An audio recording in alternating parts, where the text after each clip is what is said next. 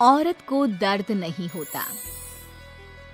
ये कहानी रिया की है, जो कि एक बड़ी बिजनेस विमेन है। उसको किसी के दर्द से कोई फर्क नहीं पड़ता।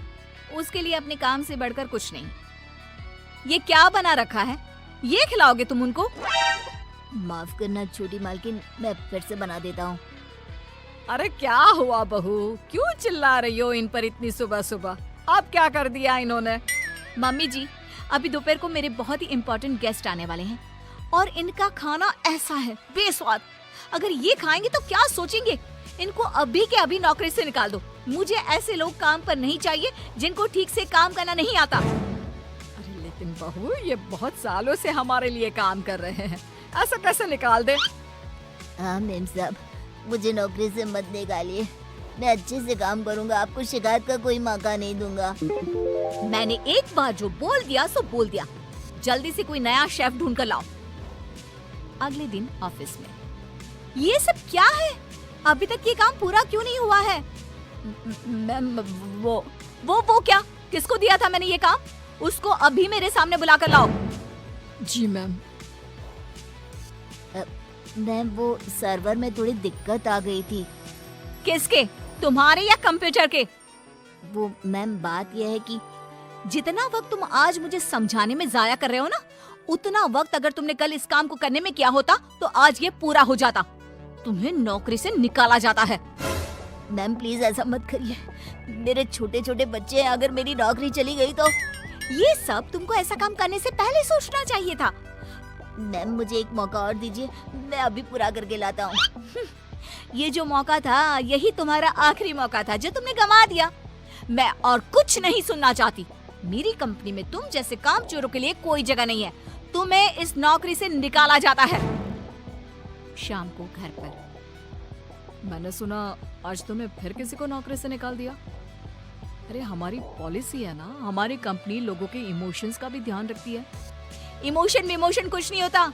कमजोर होते हैं वो लोग जो ऐसे काम करते हैं। और नौकरी से निकाल दिया तो इसमें कोई नई बात नहीं। जिस तरह घर को साफ करने के लिए गंदगी बाहर फेंकनी पड़ती है, उसी तरह कंपनी को आगे बढ़ाने के लिए यूजलेस लोगों को कंपनी से बाहर निकालना पड़ेगा। तुम लोगों की तुलना गंदगी से कैसे कर सकती हो? जिस स्पीड से तुम लोगों को निकालती हो, मुझे डर है कि किसी दिन कंपनी के सभी लोग ही ना निकल जाए। फिक्र मत करो, ऐसा कभी नहीं होगा।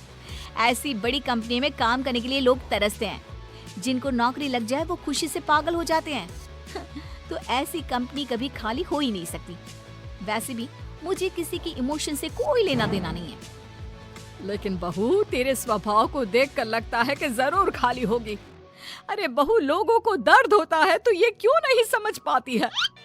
मम्मी जी, आप कब आई? आपको क्यों ऐसा लगता है? दर्द कुछ नहीं होता। कम से कम मैंने तो इस दर्द नाम की चिड़िया को कभी फील ही नहीं किया। क्योंकि बहू तो दूसरों की भावनाओं की कदर नहीं करती। दूसरे क्या सोच रहे हैं, क्या कर रहे हैं, वो क्यों नहीं कर पा रहे हैं, किसी की परवाह नहीं करती। ऐसा नहीं होता बहू। तो मम्मी जी, आप कह रही हैं कि मैं दूसरों की पर्सनल कामों के लिए अपना काम रोक दूं और उनसे उनका दुखड़ा सुनूं? हाँ बताओ भाई, क्या हुआ? नो वे। नहीं बेटा, मेरा मतलब ये है कि तू बस एक गलती होने पर लोगों को काम से निकाल देती है। ये भी नहीं सोचती कि अगर उसे काम से निकाल दिया तो उसका घर कैसे चलेगा, वो अपने बच्चों की फीस कैसे भरेगा। मम्मी जी, आपका मतलब है वो कितनी भी गलती करे मैं उनको माफ कर दूं और वापस ले आऊं? मम्मी जी, अगर मुझे ऐसा ही करना होता तो मैं कंपनी नहीं खोलती, कोई धर्मशाला खोलती, ताकि जिसका जब मन करे आए और जब मन करे जाए। माँ का वो मतलब नहीं है। माँ बस इतना बोल रही है कि अगर वो गलती करते हैं तो उनको डांट लिया करो, समझा दिया करो। लेकिन नौकरी से निकालना बहुत ज्यादा नहीं हो गया? मम्मी जी, आपको भले ही ऐसा लगता हो, लेकिन मैं इतनी बड़ी कंपनी ऐसे ही नहीं चला रही हूँ। ऐसे बहुत देखे मैंने और मैं ये अच्छी तरह जानती हूँ कि ये कैसे सुधरेंगे। इसलिए आप चिंता मत कीजिए और आप प्लीज मेरे कामों में दखल मत दीजिए। मुझे अच्छी तरह पता है कि मैं क्या कर रही हूँ। एक दिन अचानक से रिया की बेटी की तबीयत बहुत खराब हो जाती है और रिया कंपनी की जरूरी मीटिंग छोड़ देती है। बहू, तू यहाँ क्या कर रही है? तेरी तो बहुत जरूरी मीटिंग थी ना? मम्मी जी, आप ऐसे समय में मीटिंग की बात कैसे कर सकती हैं? और मेरी बेटी कहाँ है? क्या हुआ है उसको? डॉक्टर ने क्या कहा? यूं अचानक से बेहोश कैसे हो गई?